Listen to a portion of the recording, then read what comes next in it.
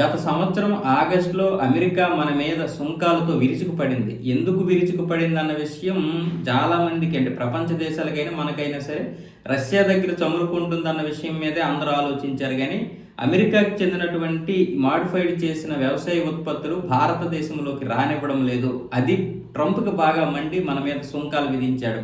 ప్రపంచానికి చెప్పాలంటే ఏం చెప్పాలి? రష్యా దగ్గర చమురుకుంటుంది, ఉక్రెయిన్ మీద రష్యా దాడి చేయడానికి ఆ నిధులు ఉపయోగపడుతున్నాయి.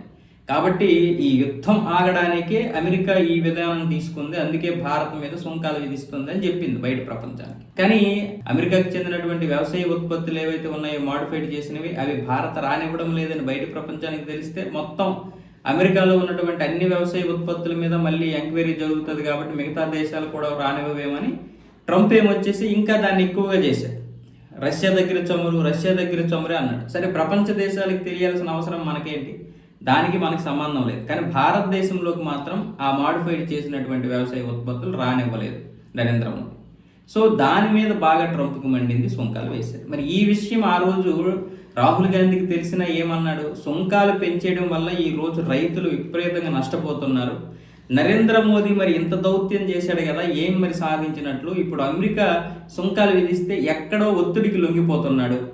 ఆ ఒత్తిడికి లొంగిపోవడం వల్లే సుంకాలు విధించినా ఏమనలేదు, ప్రతీకార సుంకాలు విధించలేదు అన్నాడు. మళ్ళీ ఇప్పుడు 5 నెలల తర్వాత సుంకాలు తగ్గిస్తే వచ్చేసి ఇప్పుడు సుంకాలు తగ్గించారు సడన్ గా సోమవారం సాయంత్రానికి. మరి ఏదో జరిగింది, మళ్ళీ నరేంద్ర మోదీ అమెరికా ఒత్తిడికి లొంగిపోయాడు. ఆ ఒత్తిడికి లొంగిపోవడం వల్లే మళ్ళీ ఇప్పుడు సుంకాలు తగ్గించారు. ఇదేనా ఒక ప్రతిపక్ష నేత మాట్లాడేది?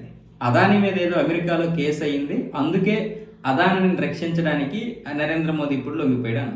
అప్పుడు కూడా అలాగే లొంగిపోయాడు అన్నాడు. ఇప్పుడు సుంకాలు పెంచినా నరేంద్ర మోదీ ఒత్తిడికి లొంగిపోయినట్లే, తగ్గించినా లొంగిపోయినట్లే. ఇప్పుడు రైతుల యొక్క కష్టాలని బుగ్గుపాలు చేసేసాడు అంట నరేంద్ర మోదీ.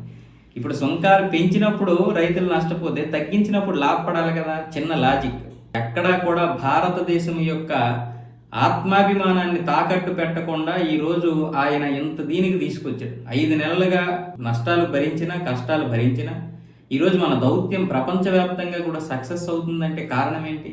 ఈరోజు గల్ఫ్ దేశాలకి దగ్గర అయ్యాం, యూరోపియన్ యూనియన్ దేశాలు ఇక్కడికి వచ్చి ట్రేడ్ చేసుకుంటున్నాయి, కెనడా వస్తుంది, యుఏఈ వచ్చింది, చైనా దగ్గర అవుతుంది, జపాన్ దగ్గర అవుతుంది, తైవాన్ నుంచి ఇక్కడ కంపెనీలు వస్తున్నాయి, సెమీ కండక్టర్లు రెడీ చేస్తున్నాం, సొంతంగా యుద్ధ విమానాలు మనమే తయారు చేసుకుంటున్నాం, ఆ ప్రొడక్ట్ పెరుగుతోంది.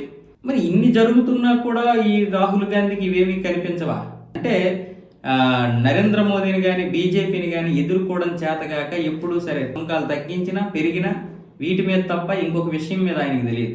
రాహుల్ గాంధీ గారు పార్లమెంట్లో కూడా, అంటే లోక్సభలో కూడా అదే విధంగా ఆ నరవణ్ గారు రాసినటువంటి ఒక పుస్తకం ఉంది, ఇంకా అది రిలీజ్ కాకముందే లద్దాఖ్ గురించి, డోక్లాం గురించి మంచిగానే రాజకీయం చేస్తున్నారు. కానీ మరి అక్కడ అసలు తయారు చేసింది, ఆ సమస్యకు ప్రధాన కారణం వాళ్ళ తాత.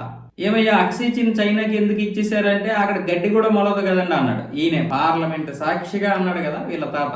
ఏం సమాధానం చెప్పాలో చేతగాక, నేను అది అప్పచెప్పేశాను, చేతగాక అప్పచెప్పేశానని మాట్లాడటం చేతగాక మళ్ళీ ఏమొచ్చేసి అక్కడ గడ్డి కూడా మొలదు కదా, అది ఎందుకు మనకు అన్నాడంటే ఇంకా అలాంటి ప్రధాన్ని మనం ఎంచుకున్నాం ఆ రోజు.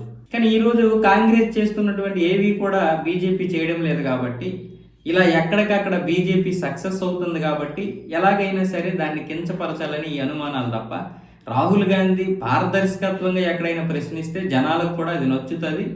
అలాగే వాళ్ళకి రేపు పొద్దున్న ఎప్పుడైనా సరే ఒక ఓట్ల పరంగా ఉపయోగపడతాయి. ఇలా దేశాన్ని విమర్శించే విధంగా నరేంద్ర మోదీని విమర్శిస్తే అలా నువ్వు రాజకీయంగా విమర్శించడం చేత కాదు, ఒక దేశాన్ని నువ్వు విమర్శిస్తున్నావు.